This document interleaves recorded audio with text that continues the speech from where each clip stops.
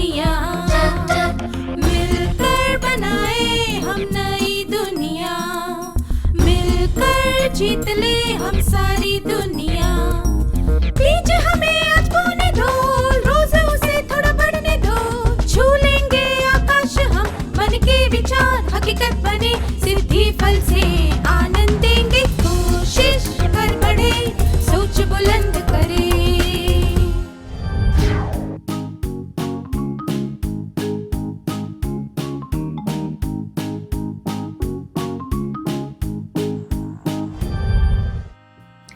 नमस्ते छात्रों, कैसे हैं आप सब। पिछले सत्र में हमने सीखा था कि रचनात्मकता से सोचने वाला व्यक्ति खुला दिमाग रखता है, पक्षपात से दूर रहता है, जिज्ञासु होता है, चुनौतियों का सामना करने के लिए तैयार होता है, उपयोगी रूप से असंतुष्ट होता है। इस सत्र में हम रचनात्मकता से सोचने वाले व्यक्ति के अन्य लक्षणों के बारे में बात करेंगे।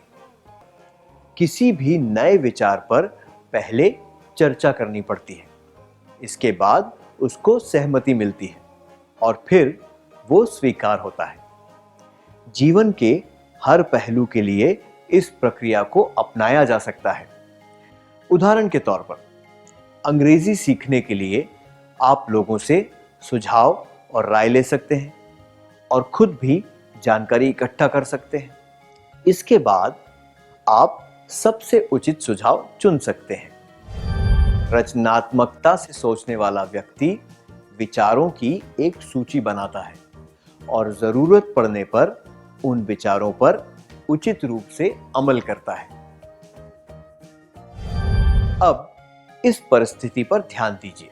मोहन एक छोटे से गांव में बड़ा हुआ और वहीं उसने प्राथमिक शिक्षा प्राप्त की। उसने अपनी माध्यमिक और उच्च शिक्षा एक छोटे नगर में पूरी की। अब वो जयपुर की एक जानी मानी संस्था से MBA की पढ़ाई कर रहा है। वहां सभी लोग अंग्रेजी में बात करते हैं और मोहन को अंग्रेजी समझने में बहुत परेशानी होती है। उसे केवल हिंदी भाषा आती है। उसे क्या करना चाहिए? एक, उसे अपनी पढ़ाई छोड़ देनी चाहिए। दो, उसे यह सोचना चाहिए कि उसे अंग्रेजी सीखने का एक मौका मिला है। तीन, उसे दूसरों से अनुरोध करना चाहिए कि वे उसके साथ हिंदी में बात करें।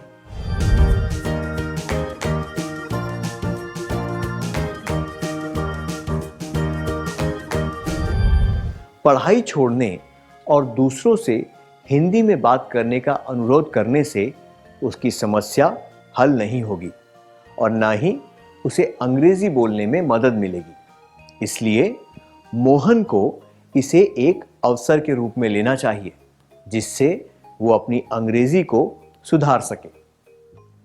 हमने इससे क्या सीखा? रचनात्मकता से सोचने वाला व्यक्ति चुनौतीपूर्ण परिस्थितियों में भी मौके ढूंढ लेता है।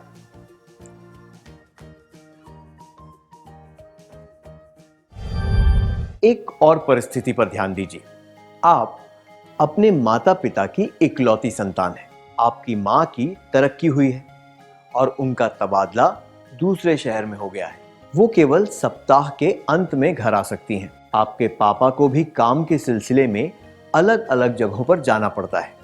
आपके माता पिता ने यह सुझाव दिया है कि आपको खाना पकाना सीख लेना चाहिए ताकि आप अपना काम खुद कर सकें। आप क्या करेंगे? जो लोग मौके का पूरा फायदा उठाते हैं, नई योग्यताएं हासिल करते हैं और रचनात्मकता से उनका प्रयोग करते हैं, वे जीवन में सफल होते हैं। जहां चुनौतियां होती हैं, वहां उन्हें नए अवसर नजर आते हैं। आशा करता हूं कि आप भी अपने जीवन में सफलता प्राप्त करने के लिए इन बातों पर अमल करेंगे। अब मैं आपको एक कहानी सुनाता हूं। एक राजा चाहता था कि उसके पुत्र सोच समझकर पैसे खर्च करना सीखें। उसने अपने तीनों पुत्रों को बुलाया और उन्हें एक चुनौती दी। उसने तीनों को एक जितने पैसे दिए और समान आकार के 3 कमरे दिखाए। प्रत्येक पुत्र को उन पैसों से एक कमरे में कुछ भरने को कहा गया। तीनों के पास ज्यादा पैसे नहीं थे। पुत्रों ने अपना काम पूरा किया और फैसले का दिन आ गया। पहले पुत्र ने पूरे कमरे में गाय का गोबर भर दिया। दूसरे पुत्र ने कमरे में पशुओं का चारा भर दिया। जब राजा ने तीसरे पुत्र का कमरा देखा तो वो आश्चर्यचकित रह गया। उसने एक कोने में एक दिया जलाया था। राजा उलझन में पड़ गया और उसने अपने पुत्र से पूछा, तुमने ये क्या किया? यहां तो दिए के अलावा कुछ भी नहीं है। पुत्र ने उत्तर दिया, पिताजी, मैंने इस कमरे को रोशनी से भर दिया है। इसमें बहुत कम पैसे खर्च हुए। सोच समझकर पैसे खर्च करने के लिए राजा ने उसकी बहुत प्रशंसा की। अगर आपको भी यह परीक्षा दी जाती तो आप क्या करते?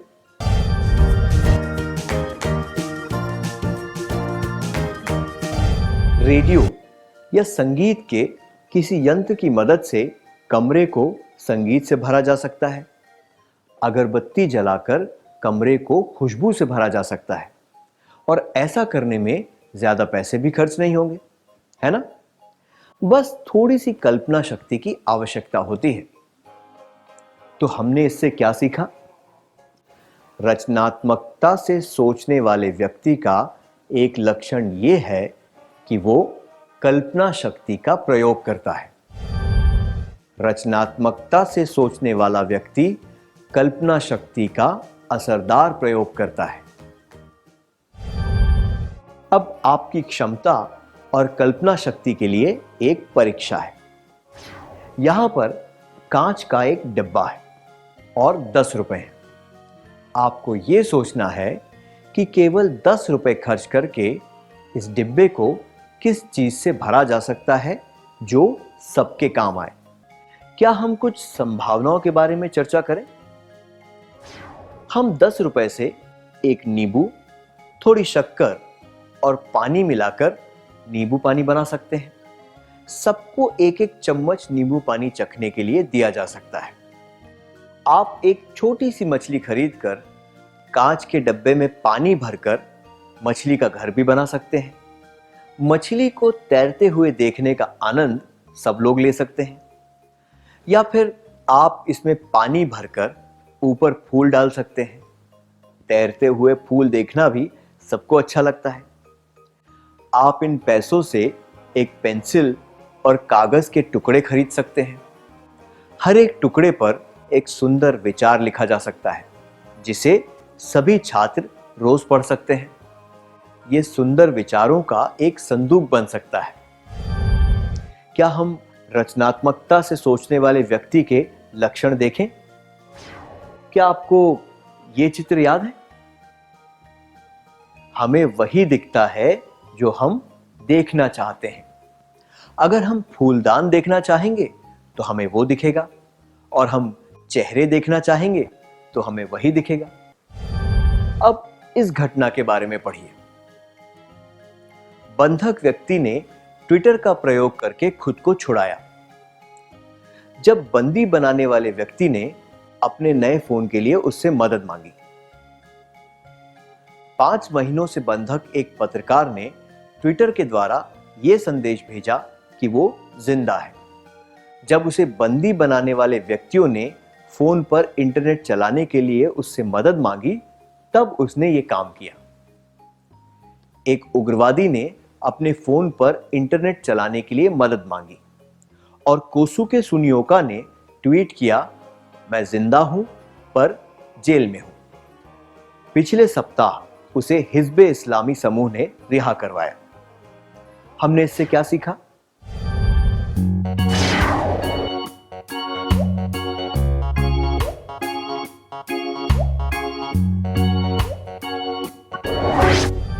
आशाहीन परिस्थितियों में भी उस पत्रकार ने फरार होने का एक तरीका ढूंढ निकाला। उसने अपने दोस्तों और दुनिया वालों को एक संदेश भेजा। उसे ये विश्वास था कि वो इस समस्या से बाहर निकल पाएगा।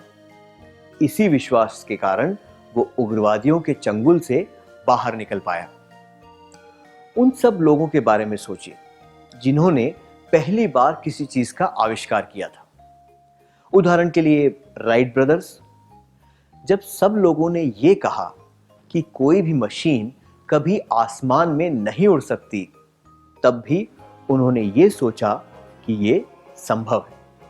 उन्होंने एक ऐसा मॉडल बनाया। लोगों के नकारात्मक विचार सुनने के बाद भी उन्होंने अपनी सकारात्मक सोच को नहीं छोड़ा। रचनात्मक व्यक्ति की यही निशानी होती है। अगर हम सकारात्मकता से यह सोच लें कि हम अलग तरह से कोई काम कर सकते हैं, तो इससे हमारी रचनात्मकता बढ़ती है। रचनात्मकता से सोचने वाला व्यक्ति सकारात्मक सोच रखता है।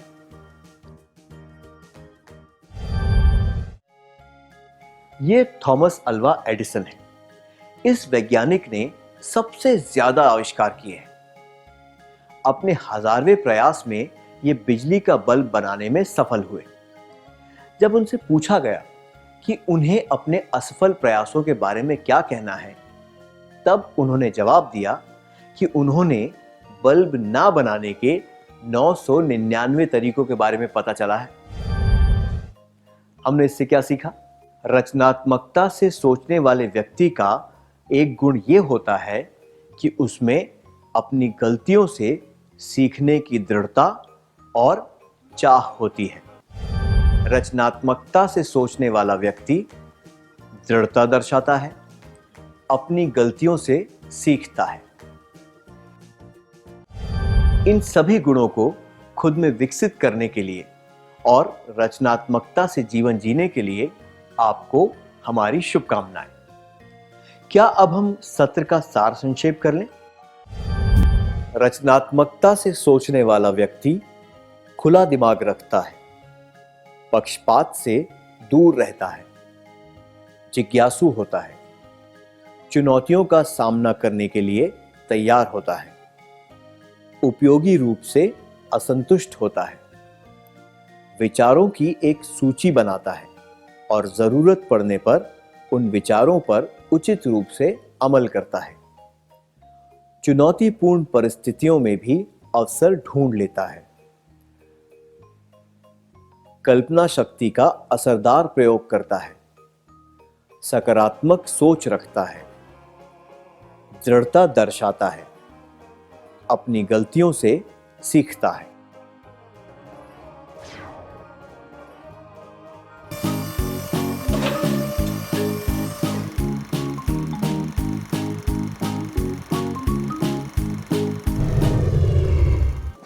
आइए आज की शुरुआत हम एक कहानी से करते हैं।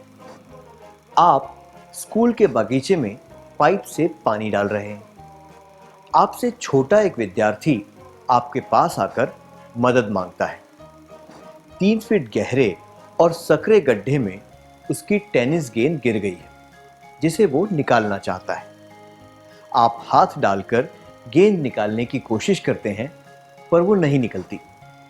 गेंद निकालने के लिए आप क्या करेंगे? आप उस गड्ढे को पानी से भर सकते हैं। ऐसा करने से गेंद तैरकर ऊपर आ जाएगी। गेंद को गड्ढे से निकालने के लिए आपने एक व्यवस्थित तरीके, या फिर दूसरे शब्दों में कहें तो एक तकनीक का इस्तेमाल किया। वास्तव में देखा जाए तो आपने एक रचनात्मक तकनीक का प्रयोग किया। रचनात्मक सोच को सुधारने के लिए क्या हम कुछ और तकनीकों के बारे में सीखें? एक तकनीक जिससे रचनात्मक सोच को बढ़ावा मिलता है, वो है रूपकों का प्रयोग। कविता पढ़ते वक्त हमने रूपक के बारे में जरूर जाना होगा, है ना? अगर हमें किसी के गुणों के बारे में बात करनी है तो हम अक्सर रूपक का प्रयोग करते हैं। उदाहरण के तौर पर हम कहते हैं कि वो तो शेर दिल है, किसी के साहस के बारे में बताने के लिए, या फिर वो तो कोयल जैसी है, किसी की मधुर आवाज के बारे में बताने के लिए, या फिर उसका दिल तो सोने का है किसी उदार दिल वाले व्यक्ति के बारे में बताने के लिए। ये रूपक सकारात्मक गुणों के बारे में बताते हैं। नकारात्मक गुण बताने के लिए हम इस तरह की बातें भी कहते हैं, वो तो गुड़कना लोटा है, किसी व्यक्ति के बारे में बताने के लिए जिस पर भरोसा न किया जा सके। वो तो लोमड़ी है, किसी चालाक व्यक्ति के बारे में बताने के लिए। अरे वो तो गिरगिट है, किसी व्यक्ति के बारे में बताने के लिए जो बदलता रहता है। रूपकों का प्रयोग करके हम अपनी रचनात्मक सोच को सुधार सकते हैं। क्या अब हम एक क्रियाकलाप करें? स्क्रीन पर रिक्त स्थान के साथ कुछ वाक्य दिखाए जाएंगे और प्रत्येक वाक्य को पूरा करने के लिए संकेत भी दिए जाएंगे। इन वाक्यों को पूरा करने के लिए आपको रूपक का प्रयोग करना है। सुशील एक क्या है? उस कैदी पर पुलिस वाले किस तरह की आंखें जमाए हुए हैं? समय क्या होता है? रवि का दिल तो किसके जैसा है? विलेन कैसे होते हैं?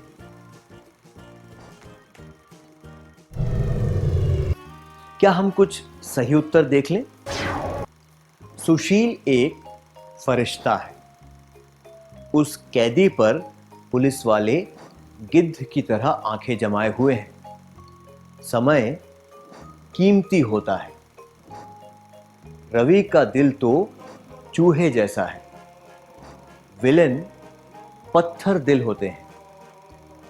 कुछ गुणों को बताने के लिए आमतौर पर इन रूपकों का प्रयोग किया जाता है, पर हम अपनी कल्पना शक्ति का प्रयोग करके कुछ उचित रूपक बना सकते हैं। बस ये ध्यान रहे कि आप जो कहना चाहते हैं वो बात ठीक से समझ में आ जानी चाहिए। हमने रूपकों द्वारा अपने वर्तमान और भविष्य के बारे में बताया। ऐसा हो सकता है कि कुछ समय बाद हम अलग तरह के रूपकों के बारे में बात करें। हम अपने विचार व्यक्त करने के लिए चित्रों का प्रयोग भी कर सकते हैं और इन चित्रों की मदद से ये देख सकते हैं कि हमने कितनी प्रगति की है और हम किस ओर बढ़ रहे हैं। इससे ये भी सुनिश्चित होगा कि हम सच्चाई से अपने लक्ष्य को प्राप्त करने के लिए डटे रहेंगे। प्रत्येक व्यक्ति एक से ज्यादा रूपकों का प्रयोग भी कर सकता है, क्योंकि हर व्यक्ति के कई पहलू होते हैं। अलग अलग समय पर हम अलग अलग पहलुओं के लिए नए रूपकों का प्रयोग कर सकते हैं। उदाहरण के लिए, मैंने अभी अभी वॉलीबॉल सीखना शुरू किया है। मैं इस रूपक के बारे में सोच सकता हूं कि बॉल से एक बीज फूट रहा है। जैसे जैसे मेरी योग्यताएं सुधरेंगी, मैं ये सोच सकता हूं कि वो बीज अब एक छोटा पौधा बन गया है। मेरी योग्यता के अनुसार, जैसे कि राज्य या राष्ट्रीय स्तर पर खेलना, मैं इसे एक बड़े पौधे या पेड़ के रूप में बता सकता हूं। वॉलीबॉल खेलने के साथ साथ मैं संगीत भी सीख रहा हूं। संगीत में दक्षता दर्शाने के लिए मैं ऐसे चिन्ह का प्रयोग कर सकता हूं। जैसे जैसे मेरे संगीत में सुधार आएगा, मैं इन चिन्हों की संख्या बढ़ा सकता हूं, जिससे ये पता चले कि मैंने कितना विकास किया है। मेरी योग्यताओं में जो सुधार आया, उसके आधार पर मैं दोनों योग्यताओं से संबंधित चिन्हों को बदल भी सकता हूं। मुझे यकीन है कि आपको अपने दोस्तों के लिए सकारात्मक रूपक बताकर अच्छा लगा होगा। जब आपके दोस्तों ने आपके सकारात्मक गुणों के बारे में रूपक बताए, तो आपको भी गर्व महसूस हुआ होगा। जब रूपकों का प्रयोग होता है, तब कविता जन्म लेती है। क्या आपको पता है कि जब आप नए और अलग अलग रूपक ढूंढते हैं, तब आपकी भाषा में सुधार आता है और आप एक कवि की तरह सोचने लग जाते हैं। हम मूक अभिनय के खेल के द्वारा भी दूसरों को उनके रूपकों के बारे में बता सकते हैं, पर हमें उनके नकारात्मक गुणों पर ध्यान नहीं देना चाहिए और उनका मजाक नहीं उड़ाना चाहिए। अब एक क्रियाकलाप का समय है। आपको एक व्यक्ति के लिए जन्मदिन का कार्ड बनाना है जिसे आप पसंद करते हैं। आपको एक रूपक चिन्ह बनाना है जो उस व्यक्ति के बारे में कुछ बताता है। उदाहरण के लिए, जो व्यक्ति हमेशा मजाक करता है उसके लिए आप बहुत सारे मुस्कुराते हुए चेहरे बना सकते हैं। आपने ये कार्ड जिस व्यक्ति के लिए बनाया है उसके जन्मदिन पर उसे ये कार्ड जरूर दें। इससे उस व्यक्ति को बहुत खुशी मिलेगी। अब तक आपने रूपक का प्रयोग करके किसी के सकारात्मक गुणों के बारे में बताया। आपने चित्र, कार्ड इत्यादि बनाकर किसी व्यक्ति की सराहना की जिससे आपको भी खुशी मिली। ऐसा करने से बहुत से उद्देश्य पूरे हुए। इसलिए रचनात्मक सोच से हम एक तकनीक का प्रयोग अलग अलग परिस्थितियों में कर सकते हैं। इससे कई उद्देश्य भी पूरे हो जाते हैं।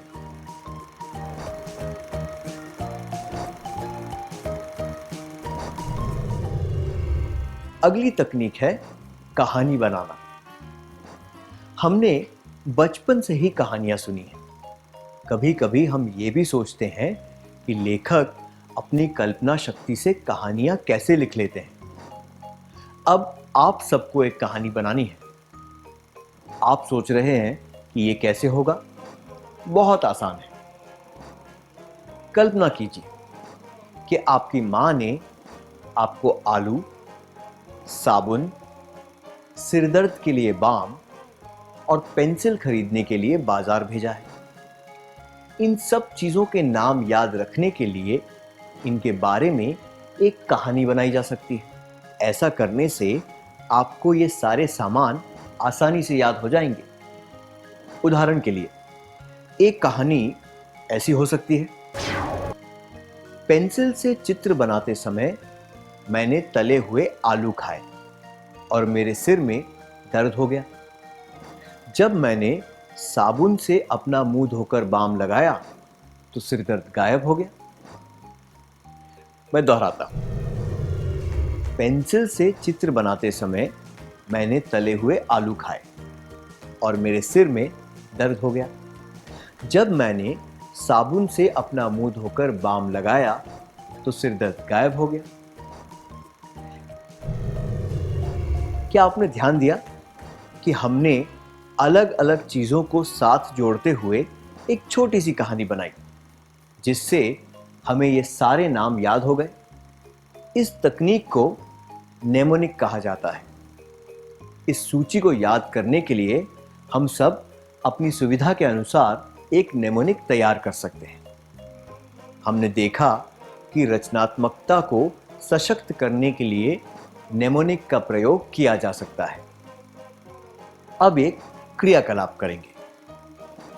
आपको कुछ चीजों की एक सूची दी जाएगी। आपको इन शब्दों को जोड़ते हुए एक कहानी बनानी है।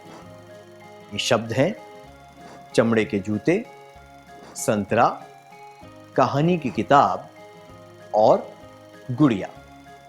आपको इन शब्दों का प्रयोग करके एक छोटी सी कहानी बनानी है। मैं चमड़े के जूते पहनकर संतरे खरीदने गया, पर उसकी जगह मैं कहानी की किताब पढ़ती हुई एक गुड़िया खरीद लाया। इस तकनीक के प्रयोग से आप तारीख भी याद रख सकते हैं। यह जरूरी नहीं है कि आप एक कहानी ही बनाएं।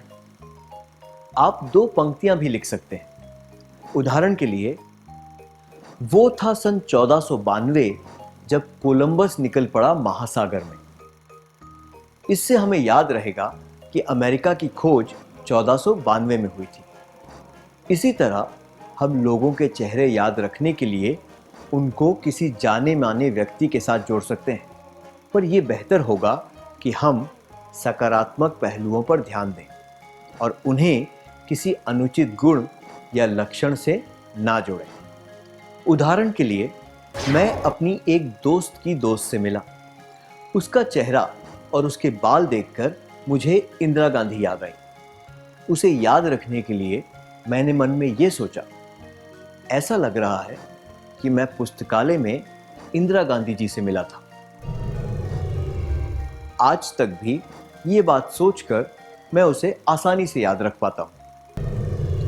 रचनात्मक सोच से हमें ऐसी तकनीकें बनाने में मदद मिलती है जिनसे हम नाम, नंबर, चेहरे इत्यादि याद रख सकते हैं।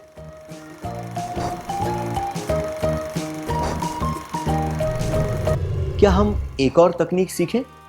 हम अपने हाथों के प्रयोग से परछाई वाली आकृतियां बना सकते हैं। उदाहरण के लिए अपने दोनों हाथों को इस तरह पास लाएं, फिर उंगलियों को नीचे करके इस तरह हिलाएं। अब अंगूठे को आगे और पीछे करके कान बनाएं और फिर इन दोनों उंगलियों को इस तरह मोड़ लें।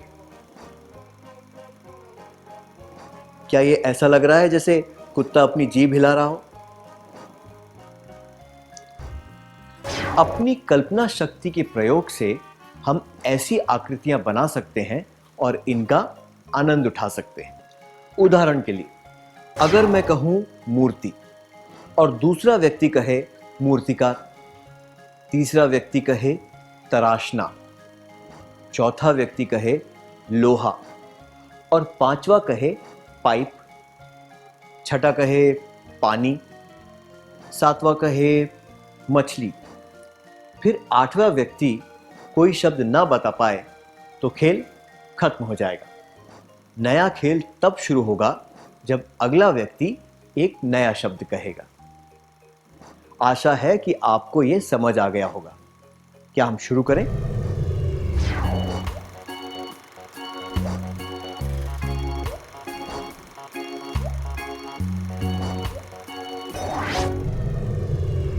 धन्यवाद, ये मजेदार था, है ना? इसी तरह हम एक और खेल खेल सकते हैं जिसमें कुछ शब्दों को दूसरे शब्दों से बदलना है। उदाहरण के लिए मैं एक वाक्य कहूंगा, एक सिपाही ने एक पदक जीता।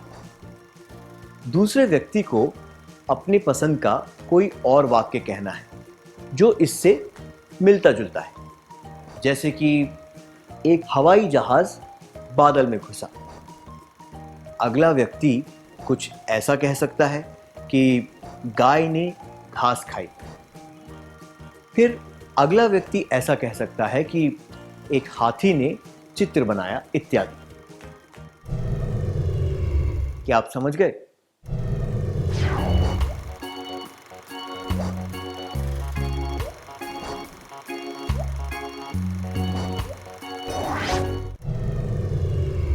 बहुत अच्छी तरह खेला आप सबने।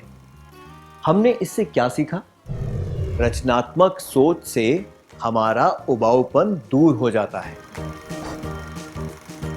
अब तक हमने जो रचनात्मक तकनीकें सीखी हैं वे हैं रूपक बनाना, नेमोनिक्स, परछाई वाला खेल, शब्द श्रृंखला।